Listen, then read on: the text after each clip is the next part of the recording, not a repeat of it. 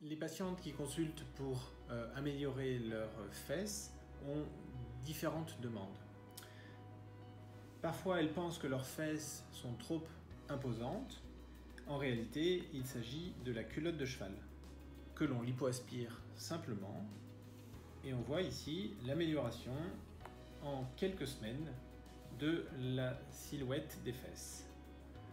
Ici, un autre cas chez une patiente plus jeune qui se plaignait d'avoir des fesses trop importantes et qui, après la chirurgie de lipoaspiration simple, a eu un résultat bien amélioré. La lipoaspiration, parfois, peut être plus importante et concerner en plus la région sus-fessière, les fameuses poignées d'amour ou les flancs, la culotte de cheval ou même les cuisses. Il existe d'autres types de demandes. Parfois, les patientes souhaitent avoir plus de fesses parce que leurs fesses ne sont pas assez présentes dans leur silhouette. À ce moment-là, on peut réaliser une lipostructure, c'est-à-dire qu'on prélève les zones de graisse adjacentes, donc les poignées d'amour ou la culotte de cheval, et on réinjecte la graisse dans les fesses pour réharmoniser cette silhouette. On voit ici un résultat encore plus intéressant où la graisse qui était située au niveau de la région dorsale, haute et basse, et au niveau de la culotte de cheval a été prélevée et réinjectée. Donc on voit le double effet de la lipoaspiration et de la lipostructure. On voit le résultat de profil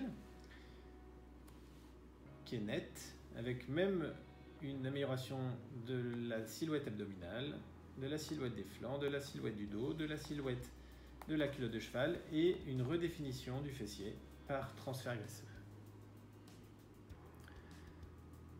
Parfois, les patientes consultent parce que leurs fesses tombent et là, malheureusement, il n'existe pas d'autre solution que de réaliser ce qu'on appelle un lifting. Donc un lifting avec cicatrice située, cachée dans la culotte. Avec une culotte, cette cicatrice ne se voit pas, mais c'est la seule solution pour remonter cet excédent cutané. Ce lifting peut être couplé par une lipostructure ou voire même par des implants. Mais là, il s'agit d'une technique plus risquée. Alors là, je vous alerte sur les injections de silicone dans les fesses.